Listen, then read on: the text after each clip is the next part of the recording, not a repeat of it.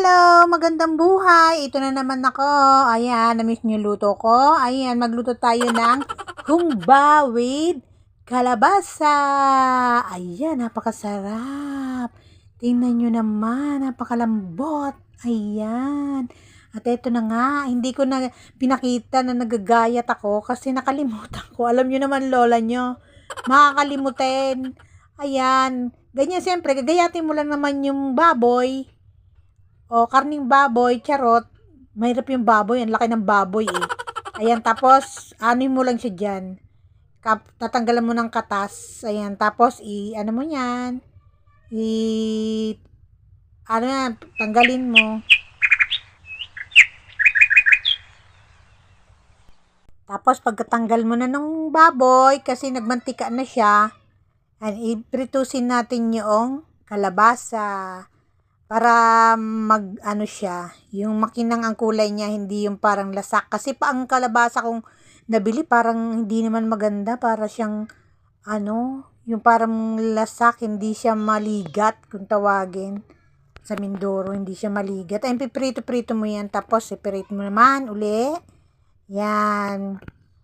Parang lasak yung kalabasa ko nabili. Sabi nung nagbebenta, masarap maano daw. Pero okay na, basta may gulay. Makakain ng gulay ang mga bagets. Oh. Tapos yung pinagprituhan, diyan natin lagay ang bawang. Yan, gisa-gisa natin ang bawang. Tapos sunod natin ang sibuyas. Yan, gisa-gisa lang ang bawang at sibuyas. Tapos lagyan na natin ang baboy. Yan, gisa-gisa din natin yan. Pagka-gisa-gisa natin, lagyan natin ng konting toyo. Yung toyo mo, toyo ko, toyo nating lahat. Ayan. Medyo malikot kasi ang hirap kasi nag-isa. Tapos lagyan natin ng paminta. Pamintang durog. Ayan, nilagay ko ang paminta. Pamintang durog muna. Tapos lagyan natin ng soda. Soda ko, soda nyo. Charot, ayan. At eto na! Ayan, siyempre pinalambot natin. Kailangan malambot na kasi yung baboy. Siyempre, lalagyan natin ng black beans. Ayan, konti lang kasi medyo maalat din mga kananay ang black beans eh. Kaya konti lang baboy natin. Tapos lagyan natin laurel. Tapos ayan, nakita nyo yung star anise yun. Konti lang kasi masyadong maamoy ang star anise. Tapos yung puso, bulaklak ng saging. Bulaklak ng puso. Tapos lagyan natin ng asukal, kunting asukal. Kasi may tamis na yung soda. Asukal, nagugas ako ng kamay noon, mga kananay. Ayun, haluloy natin. Diba? Mukhang masarap na siya. Oh my God. Talagang napakasarap nitong humba na to. Kaya, ayan, lagyan na natin ang kalabasa. Yun talaga mga kananay para makakain ng ating mga bagets nang lalagyan natin ng kalabasa. Kasi minsan ayaw ng mga bagets ng mga ayan, lagyan natin ng kunting tubig. Ayaw nila ng gulay. Kaya ayan, siyempre madadaya mo. Lagyan natin ng gulay. Ayan, lagyan natin ng magic. Magic syrup. Ang magic ng sarap. Ayan, para medyo masarap.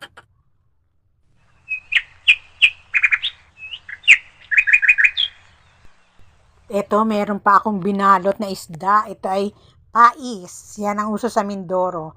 Pakasarap dito, mga kananay.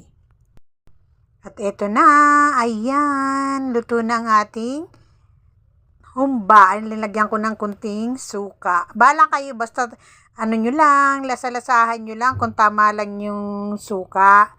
Kasi pangit pag masyadong marami. Ayan, halu-haluin lang natin. Nilagyan ko rin siya ng oyster sauce. Ayan, para suabe, may halong tamis. Ayan na. Ang sarap-sarap na ng luto ng lola nyo. Ayan, at gusto raw tikman. Si Ayin ang titikim. Patikman natin sa kanya kung napakasarap talaga. Tikim mo na, tikim. Pili ka na dyan.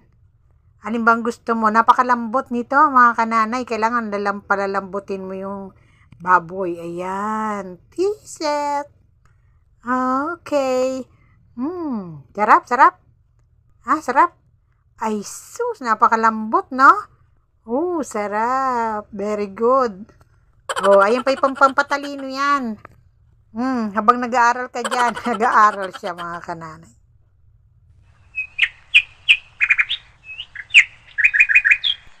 At syempre, kailangan natin tikman ito, di ba?